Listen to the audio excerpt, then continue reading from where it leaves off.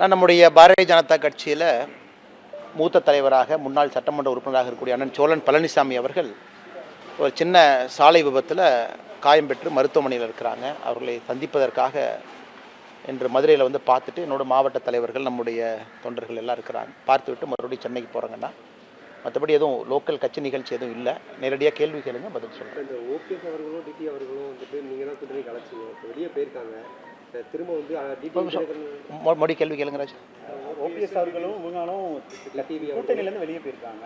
மீண்டும் அவர்களை இணைக்கிறதுக்கு நீங்கள் எதுவும் முயற்சி உங்களுடைய தாட் என்ன சார்? திரும்ப அவங்களை இணைக்கணுன்ற ஒரு தாட் இருக்கா, இல்லை அது அவர்களுடைய முடிவு அப்படின்னு விட்டுறீங்களா? ஆனால் என்னை பொறுத்தவரை இரண்டு பேருமே என்டிஏ கூட்டணியில் இருக்க வேண்டும் என்பதை தொடர்ந்து நான் வலியுறுத்தி கொண்டிருக்கின்றேன்.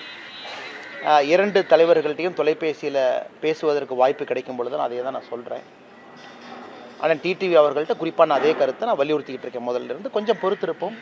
ஒரு முடிவு எடுத்திருக்கிறாங்க. எப்பொழுதுமே ஒரு முடிவெடுத்த பிறகு கொஞ்சம் காலம் கொடுத்தீங்கன்னா எல்லோருக்கும் அந்த டைம் வேணும் செட்டில் ஆகிறதுக்கு. ஏன்னா உடனடியாக ஒரு முடிவு எடுத்த பிறகு அவர்களும் வருத்தத்தில் எடுத்திருப்பாங்க. அதனால் கொஞ்சம் பொறுத்திருப்போம், காலம் கனிந்து வரட்டும். அதுவரை எல்லோரும் எங்களுடைய முயற்சிகளை செய்து கொண்டே இருப்போம்.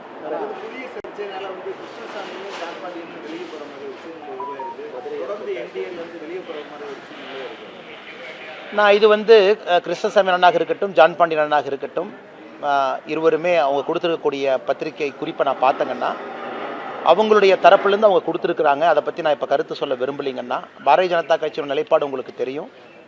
நம்ம எப்பொழுதுமே பசும்பன் முத்துராமலிங்க தேவர் ஐயா, தெய்வ திருமகன் அவர்கள் வந்து கடவுளாக நம்ம நினச்சிக்கிட்டு இருக்கிறோம், கூட இருக்கிறோம். எப்பொழுதும் அவருக்கு அந்த மரியாதை கொடுத்து கொண்டிருக்கின்றோம். நம்முடைய பாரத பிரதமர் நரேந்திர மோடி ஐயாவிலிருந்து தொடர்ந்து நீங்கள் பார்க்குறீங்க. அதே நேரத்தில் இமானுவேல் சேகரன் ஐயாவுடைய விழாவிற்கு எல்லா ஆண்டும் கூட பாரதிய ஜனதா கட்சியினுடைய தலைவர்கள் எல்லோரும் போயிட்டுருக்கோம். நானும் கடந்த 4-5 ஆண்டுகளாக தொடர்ந்து சென்று கொண்டிருக்கின்றோம்.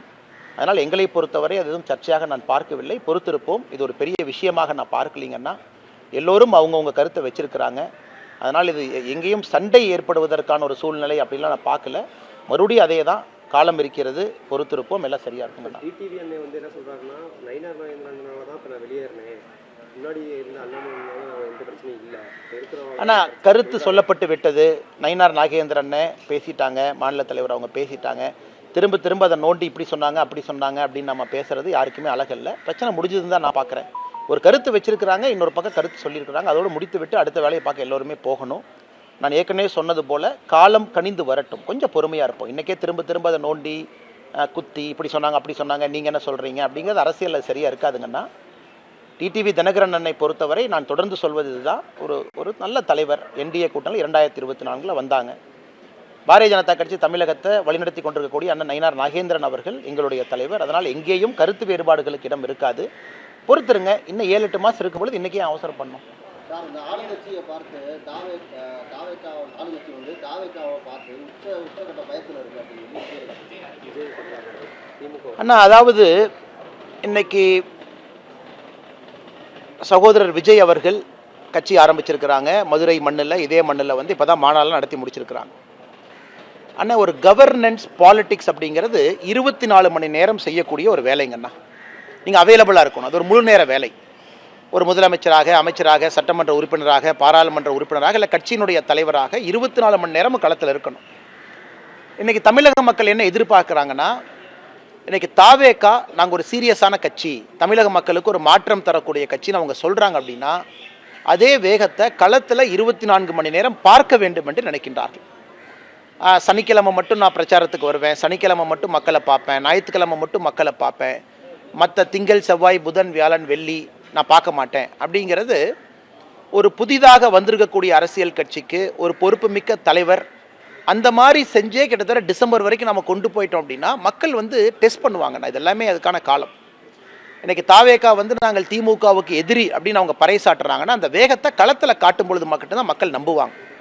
இன்றைக்கி ஏன் திராவிட முன்னேற்ற கழகத்திற்கு மாட்டு தேசிய ஜனநாயக கூட்டணின்னு மக்கள் நம்புகிறாங்க, எதிர்பார்க்குறாங்கன்னா இன்றைக்கி தலைவர்கள் ஃபுல் டைம் அவைலபிளாக இருக்காங்க. நம்ம எதிர்க்கட்சி தலைவராக இருக்கட்டும் முழு நேரம் ஒரு பக்கம் இருக்கிறாங்க. பாரதிய ஜனதா கட்சியினுடைய தலைவர்கள் முழு நேரம் அவைலபிளாக இருக்கிறாங்க. யார் வேண்டாலும் ஒரு பொதுமக்கள் யார் வேண்டுமானாலும் சந்திக்க முடியும். பாரதிய ஜனதா கட்சியினுடைய கூட்டங்கள் பார்த்தீங்கன்னா தினமும் நடக்கும். அதனால் தாவேக்காவை பொறுத்தவரை நான் வெளியிருந்து சொல்லுகின்ற கருத்து, நாங்கள் தான் மாற்று, நாங்கள் தான் எல்லாத்துக்கும் மாற்று, தமிழகத்திற்கு நாங்கள் தான் விடிவெளின்னு அவங்க சொல்ல வர்றாங்கன்னா 7 நாட்களும் மாதத்தில் 31 நாளும் 30 நாளும் 24 மணி நேரமும் மக்களுக்கு அவைலபிளாக இருக்கும் பொழுது மட்டும்தான் ஏற்றுக்குவாங்க. கட்சியினுடைய தலைவரே நான் மக்களை பார்ப்பேன், ஆனால் வீக்கெண்ட் மட்டும்தான் பார்ப்பேன், நான் திங்கள்லேருந்து வெள்ளிக்கிழமை வரைக்கும் பார்க்க மாட்டேன்னா எந்த அளவுக்கு சீரியஸாக அவங்க அரசியல் களத்தையும் பாலிடிக்ஸையும் எடுத்துக்கிறாங்க அப்படிங்கிற கேள்விக்குறி மக்கள் வைக்கிறாங்க. அதனால் அதையும் பத்திரிகை நண்பர்கள் நீங்கள் கேட்க வேண்டிய கடமையும் கேள்வியும் உங்களுக்கு இருக்குது. அதையும் நீங்கள் தலைவர்கள் களத்துக்கு வரும்போது கேட்பீங்கன்னு நான் நம்புகிறேன்.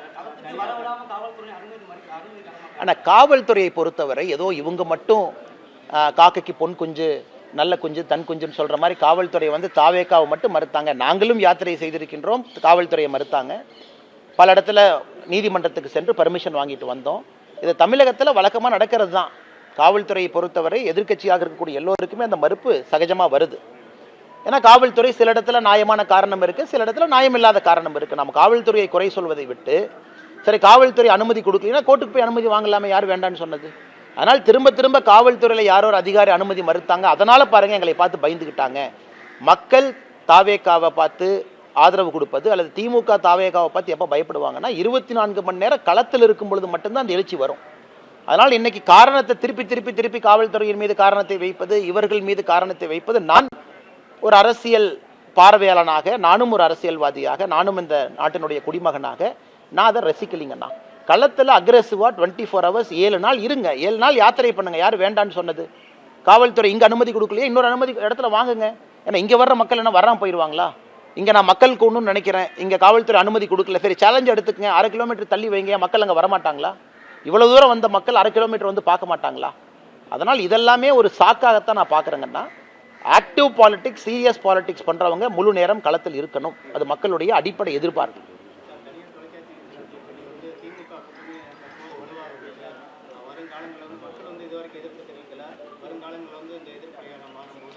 ஆனால் இப்போ அடிப்படை பிரச்சனை என்னன்னாங்கன்னா, ஆங்கிலத்தில் பேசக்கூடிய ஒரு இன்டர்வியூவை அதை தமிழில் மொழியாக்கம் செய்து அதை சொல்லும் பொழுது அந்த கருத்துக்கள் தவறாக வெளியே வருவது ஒரு வருத்தத்துக்குரிய விஷயங்கண்ணா. அது ரொம்ப துரதிருஷ்டவசமான விஷயம் கூட. காலையில் நான் சம்மந்தப்பட்ட நாளிதழுக்கு நான் அழைத்து பேசினேன், எடிட்டர் அவங்ககிட்ட பேசினேன், எல்லாத்துலேயுமே பேசினேன். அது சரி செய்வதாக கூட அவங்களும் முடிவளித்திருக்கின்றார்கள். காரணம் நம்ம ஆங்கிலத்தில் பேசும்பொழுது அது வரும். நாம் சொன்ன கான்டெக்ஸ்ட்னா இன்னைக்கு அதை பற்றி நான் கவலைப்படலிங்கண்ணா. ஆன்டி இன்கும்பன்சிங்கிறது, அதாவது மக்களுடைய எதிர்ப்பு அலை என்பது நவம்பர் டிசம்பரில் நமக்கு தெரியணும். அதுதான் முக்கியம். ஏன்னா நீங்கள் எலெக்ஷனுக்கு ரொம்ப முன்னாடியே பீக் ஆகக்கூடாதுங்கண்ணா. மக்கள் எங்களுக்கு வந்துட்டாங்க, எல்லோரும் மாற்றம்னு சொல்லிட்டாங்க அப்படிங்கிறது பீக் ஆகக்கூடாதுங்கண்ணா. நீங்கள் அடிப்படையில் ஜனவரி பிப்ரவரியில் பீக் ஆகும் பொழுது தான் ஓட்டு போடும் நேரம் வரைக்கும் அதை கொண்டு போக முடியும். அதனால் எதிர்ப்பலை இன்னைக்கு இருக்கு, எதிர்ப்பலை இன்னைக்கு இல்லை, நமக்கு தேவையில்லாத பேச்சு. ஏன்னா இன்னைக்கு அரசியல் இதே நான் ஆரம்பிக்கலை. நவம்பர் டிசம்பரில் எதிர்ப்பலையை நாம் பார்க்க வேண்டும் என்பது தான் என்னுடைய கருத்து. வித்தியாசமாக நாம் பார்க்கணும், கூட்டம் கூடணும், பெரிய பெரிய மாநாடு எதிர்க்கட்சிகள் போடும்பொழுது மக்கள் ஆர்வமாக வந்து பங்கேற்கணும். அதுதான் அரசியல் மாற்றத்திற்கான அறிகுறி. அது நவம்பர் டிசம்பருக்கு முன்பு நடக்க வேண்டிய அவசியம் நமக்கு இல்லை. அது நவம்பர் டிசம்பரில் நடக்கும். அதை நோக்கி தான் எல்லாரும் பயணம் பண்ணுறாங்க. ஒரு யாத்திரை நடத்துகிறாங்க, அனைத்து இந்திய அண்ணா திராவிட முன்னேற்ற கழகம் அதை நோக்கி போகிறாங்க. பாரதிய ஜனதா கட்சியினுடைய பூத் கமிட்டி கூட்டங்கள் முடிந்து மண்டல மாநாடு அதை நோக்கி நம்ம போகிறோம். நம்முடைய கூட்டணி கட்சி நண்பர்கள் எல்லோரும் நவம்பர் டிசம்பர் ஜனவரி நோக்கி போகிறாங்க. அண்ணன் ஜான் பாண்டியன் அவர்கள் சமீபத்தில் திண்டுக்கல் ஒரு மாநாடு நடத்திருக்காங்க, அதை நோக்கி போகிறாங்க. அதனால் எனக்கு விசிபிளாக கேட்டிங்கன்னா நவம்பர் டிசம்பரில் பெரும் பொதுக்கூட்டங்களில் சாதாரணமான பொதுமக்கள் கட்சி தொண்டர்களை தாண்டி ஆர்வமாக பங்கேற்க ஆரம்பிக்கும் பொழுது அரசியல் மாற்றத்துக்கான அறிகுறி தெரியும். அதனால் இது புது ஸ்டைல் எப்படின்னாங்கன்னா, நாம் ஒன்று பேசுவோம், அதை ஏதாச்சும் ஒரு பத்திரிகையில் அவங்க மாற்றி போட்டுருவாங்க அல்லது வேறு மாதிரி போட்டுருவாங்க. அதை வச்சு 4 பேர் கேள்வி கேட்பீங்க, அதுக்கு நாம் ஒரு எக்ஸ்ப்ளனேஷன் கொடுப்போம்.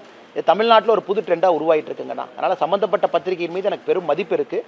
பட் இந்த நேரத்தில் ஆங்கிலத்திலிருந்து பேசும்பொழுது யாரோ ஒரு ரிப்போர்ட்டர் அதை பார்க்குறாங்க, அதை வந்து நம்ம நிறைய கருத்துக்கள் சொல்கிறோம். 34 நிமிஷத்தில் நம்ம அவ்வளோ விஷயங்கள் பேசும்பொழுது அதில் ஒரு லைன் எடுக்கிறாங்க, அதை அவங்க மொழிபெயர்த்து போடுறாங்க. ஆனால் நான் சொன்ன கருத்து அது இல்லைங்கண்ணா.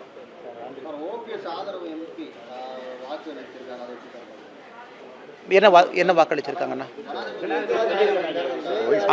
ஆமாங்கண்ணா. அண்ணா அண்ணா அண்ணா அண்ணா அது வந்து எதிர்பார்த்தது தானுங்கண்ணா, அது எதிர்பார்த்தது தானே. அதில் வந்து முதல்ல அவங்க ஆதரவு கொடுத்தது தான், அண்ணன் வரவேற்றது தான். இன்னைக்கு என்டிஏல இல்லை அப்படிங்கிறது இல்லைங்கன்னா, முதல்ல ஆதரவு கொடுத்தாங்க. ஒரு தமிழர் வருவதற்கான ஒரு பெரிய வாய்ப்பு.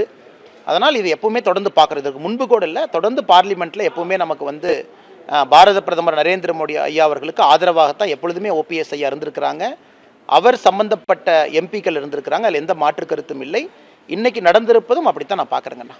சரி பார்ப்போமாங்கண்ணா.